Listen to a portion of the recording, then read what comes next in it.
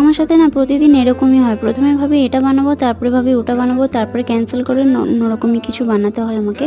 তো আজ সকালে এই ভাবতে দেরি হয়ে গেছিলো। আজকে সকালে ব্রেকফাস্টে মুড়ি খাওয়ার জন্য একটা মাখামাখা করে শুকনো আলু চচ্চড়ি করেছিলাম, আর বেবির জন্য আমার জন্য বানিয়েছিলাম ডালিয়া। ওর বাবা ডালিয়া খায় না, তাই ওকে মুড়ি মেখে দিয়েছিলাম শুকনো করে আলু চচ্চড়ি দিয়ে। এখানে ওকে ব্রেকফাস্ট খাওয়াতে বা যেকোনো টাইমে আমাকে খাওয়াতে গেলে প্রচুর নাটক করতে হয়। ওর প্রচুর নখরামি চলে, আর গরমে না বেবিরা খেতেও চাইছে না ভালো করে। তাদেরকে জোর করেই খাওয়াতে হয়। এখানে ওকে খাওয়ানোর পর আমি নিজের রান্নার তাড়াতাড়ি রেডি করে নিয়েছিলাম। আর আজকে লাঞ্চের মেনুতে বানিয়েছিলাম মিক্স ভেজ ডাল। তো এর মধ্যে কিছু টুকটাক সবজি দিয়ে দিয়েছিলাম যেগুলো ফ্রিজে অ্যাভেলেবেল ছিল, সাথে মসুর ডালটা এর সঙ্গে সেদ্ধ করে দিয়েছিলাম, আর বড় বড় করে আলু কেটে ওই ডালের মধ্যে দিয়ে দিয়েছিলাম, আর ওটা মেখে নেব। বেশি কিছু আজকে করিনি, খুব হালকা সিম্পল রান্না রেখেছিলাম মেনুতে, কারণ বেবি খেতে চাইছে না, তো তাই খুব হালকা হালকা করে কিছু ওকে খাওয়াই। এখানে ও জলের সাথে খেলা করে স্নান করার আগে তারপর ওকে খাইয়ে নিলাম।